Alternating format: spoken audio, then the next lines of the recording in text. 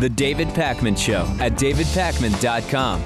Boston bombing suspect Dzhokhar Tsarnaev told investigators in writing yesterday that neither he nor his older brother Tamerlan were in touch with any overseas terror groups, according to NBC's Pete Williams.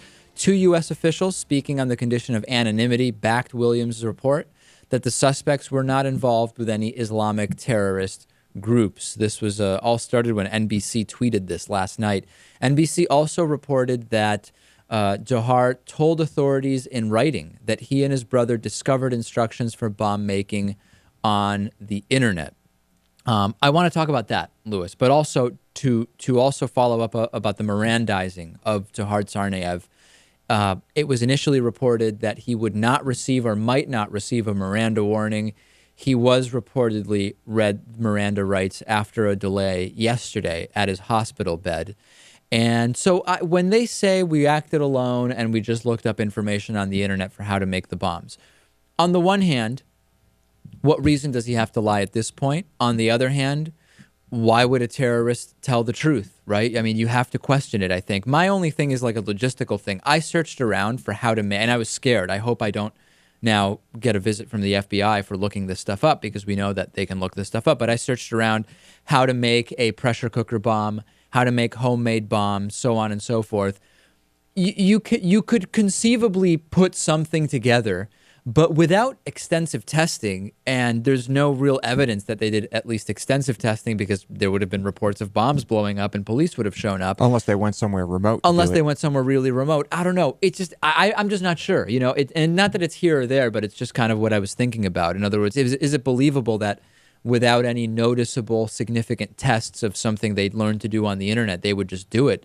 I'm not accusing anybody of lying. It's just something I thought about. I'm sure people will have varied opinions about it. Yeah, the information is there, and I don't think these are the most complicated devices in the world. I think a lot of people would be able to make these things with just simple information on the internet.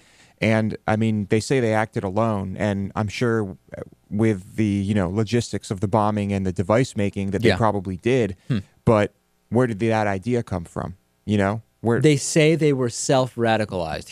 Dzhokhar has said that they were self-radicalized, that it was mostly the Tamerlan's idea, the older brother. He was mostly pushing the idea. I was thinking about that too. Like, Louis, you have a younger brother, right? Mm-hmm. Is he 6 years younger than you? 5? 5. Right. Do you think you could convince him to do something like this? I'm not saying that it was the older brother came up with it and convinced the younger brother, but I'm having a separate conversation, which is, let's say you wanted him to do something which was against the law. Do you believe that you could make a case to him where you could convince him to do something illegal and kind of be your accomplice?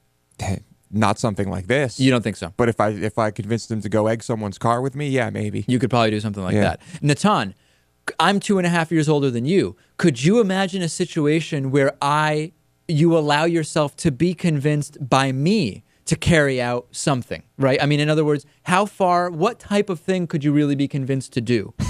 I don't know what the extent of it is, but certainly not anything more serious than egging a car or something along the same lines. I mean, it seems like if this story that the younger brother was sort of under the spell of the older brother, then it's something that certainly can happen, is unlikely, and requires a little bit more explanation, because if this kid really wasn't radicalized in the same way, didn't have the same ideology, and was simply following his older brother's orders, if that's really the story, it must be like a total person-to-person manipulation, like you have total control. Last thing on this, which is that Tamerlan was mentioned as suspicious to the FBI by a foreign country years ago, presumed to be Russia, and the FBI spoke to him.